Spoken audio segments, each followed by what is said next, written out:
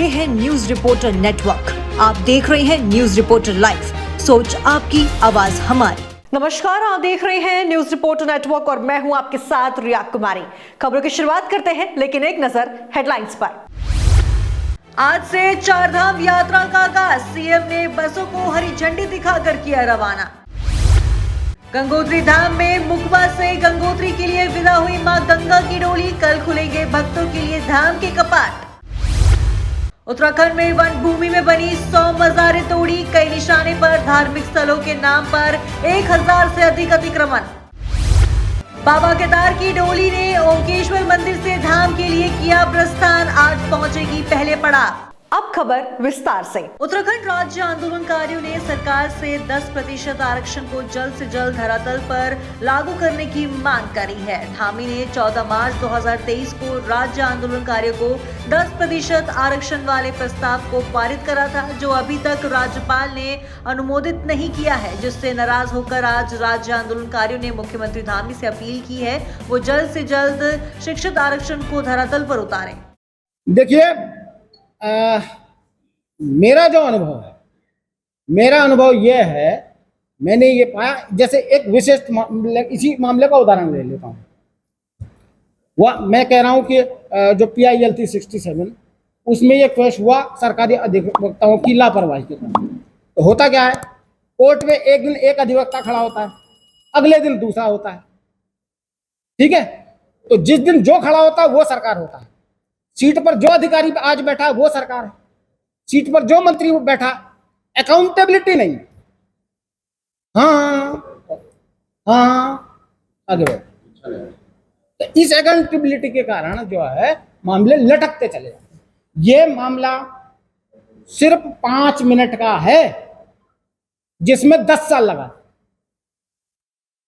और मैं आपके माध्यम से कह रहा हूं, ये सरकार अपने बड़े से बड़े वकील को, बड़े से बड़े विधि विशेषज्ञ को लेकर के आए, बड़े से बड़े अधिकारी को लेकर के आए और सरकार स्वयं बैठे त्रिपक्षीय वार्ता करे। 5 से 6 मिनट समस्या के समाधान में नहीं लगेगा। आज भारतीय वैश्य महासंघ द्वारा एक प्रेस वार्ता का आयोजन किया गया। प्रेस वार्ता में महासंघ के अध्यक्ष विनय गोयल ने बताया कि 28 मई को अतिथि गृह रेस कोर्स में गरीब लड़की और लड़के का परिचय सम्मेलन कराया जाएगा। इस परिचय सम्मेलन में बहुत से लोग ने रजिस्ट्रेशन भी करा लिया है। आपको बता दें कि ये समाज हर वर्ष 4 बड़े कार्यक्रम करते हैं और इस संघ का मुख्य उद्देश्य गरीब लोगों की सहायता करना है। देखिए, आजकल वैवाहिक संबंधों को ढूंढने में और बच्चों के रिश्ते करने में सभी माता पिता बहुत कठिनाई का अनुभव कर रहे हैं, क्योंकि पहले ज़माने में परिवार के लोग, रिश्तेदार, इष्ट मित्र और अन्य समाज में सक्रिय इस प्रकार के लोग या जो समाज के बड़े लोग होते थे, वो आपस में बच्चों के इस प्रकार के वैवाहिक संबंध कराने का काम करते थे। लेकिन आज जैसा ट्रेंड बदला है और बच्चों को वैवाहिक संबंध स्थापित करने में बहुत दिक्कतें आ रही हैं, उसका समाधान करने के लिए हमने वैवाहिक परिचय सम्मेलन कराने का काम प्रारंभ किया था। और इस प्रकार से हमने इस एक पत्रिका में सारे बच्चों के जो भी हमारे पास कांटेक्ट करते हैं, जो हमारे पास आते हैं, उनके बायोडाटा कंपाइल करके उनके बारे में, उनके परिवार के बारे में पूरी हम जानकारी देते हैं और उसके द्वारा उनको वहाँ मौके पर मिलने का भी अवसर प्रदान करते हैं। उनकी अगर पत्री मिलाने की इच्छा है तो वहाँ हम पत्री मिलाने की भी व्यवस्था रखते हैं।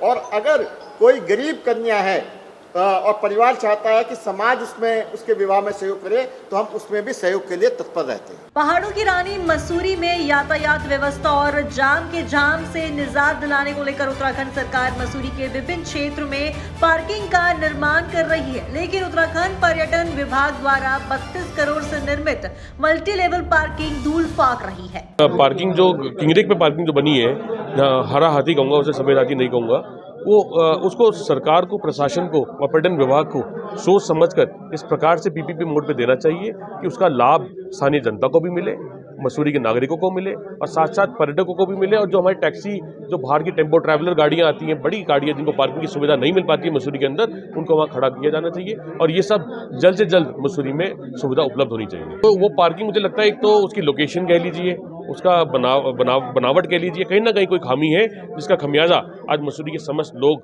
और पर्यटक उठा रहे हैं। अच्छा, क्योंकि जो किंग गेट पे पार्किंग बनाई गई है उस पर लगभग 32 करोड़ रुपए सरकार द्वारा खर्च किया गया है, जो कि बिल्कुल ही फजूल है, क्योंकि वो कम से कम 2 वर्षों से ऐसे ही पड़ी है और किसी ठेकेदार को उसका ठेका दिया गया था और वो भी वो छोड़ कर चला गया क्योंकि वहाँ पर गाड़ियाँ पार्क नहीं हो रही हैं, क्योंकि वो पार्किंग ऐसी जगह पे बना दी गई जिसका कोई औचित्य नहीं है, जहाँ पर कोई अपनी गाड़ी खड़ी करने को तैयार नहीं है और ना ही पुलिस प्रशासन द्वारा कोई ऐसा कदम लिया जा रहा है कि वहाँ पर कम से कम बड़ी गाड़ियाँ खड़ी करी जाए, जो टेम्पो ट्रैवल आ रहे हैं उनको खड़ा किया जाए, करा जाए। वो जैसे सवारी अपने होटल में छोड़ के आते हैं और वहाँ पर अपनी गाड़ी खड़ी कर दें, परंतु ऐसा कुछ भी नहीं किया जा रहा। और वो जो एक हरे रंग का हाथी जो है हमारे शहर के लिए खड़ा कर दिया गया, जिसका कि कोई भी यूज़ नहीं हो रहा और ये बिल्कुल पैसा जो है वो बर्बाद किया गया। आज रमजान मुबारक महीने का आखिरी जुमा, जिसको अलविदा जुमा भी कहा जाता है, और इस महीने मुसलमानों के लिए बड़ी खुशी का दिन माना जाता है। कहा जाता है कि अलविदा जुमे का दर्जा ईद से भी ज्यादा माना जाता है। थाना काशीपुर में पुलिस अधीक्षक ने सुरक्षा व्यवस्था को लेकर सभी चौकी प्रभारी पुलिस बल के जवानों को और गाइड करते हुए शहर में गश्त के लिए भेजा गया है। आज अलविदा जुमे की नमाज है। इसके दृष्टिगत हमने जोन सेक्टरों में जो भी हमारे इस तरीके के इबादत स्थल है उसको डिवाइड किया है। प्रत्येक स्थलों पे हमने ड्यूटी लगाई है। इसके अलावा जामा मस्जिद पे चूँकि आज अलविदा जुमे की विशेष नमाज होती है, उसमें भी हमने पर्याप्त पुलिस फोर्स लगाया है और ट्रैफिक व्यवस्था यातायात के लिए भी यातायात कर्मियों को चाक चौबंद किया गया है। वो पुली आज अलविदा जुमे की नमाज सकुशल संपन्न हुई।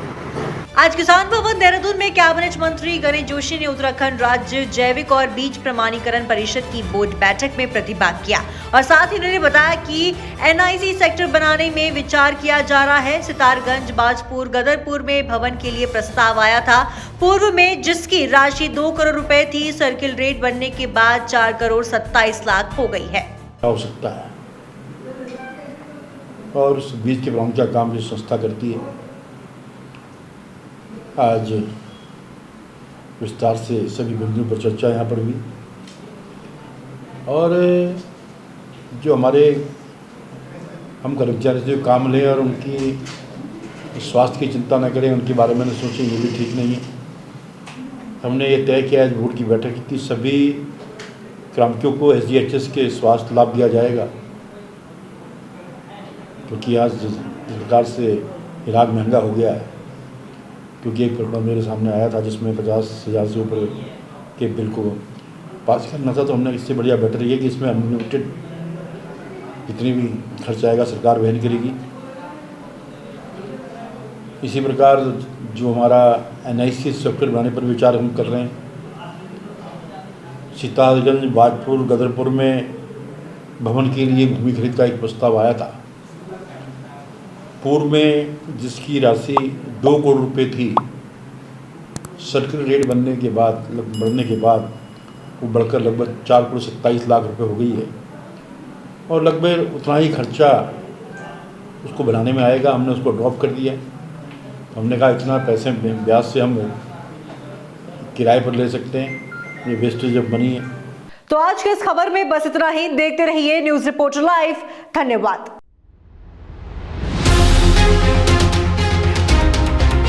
ये है न्यूज रिपोर्टर नेटवर्क। आप देख रहे हैं न्यूज रिपोर्टर लाइव। सोच आपकी, आवाज हमारी।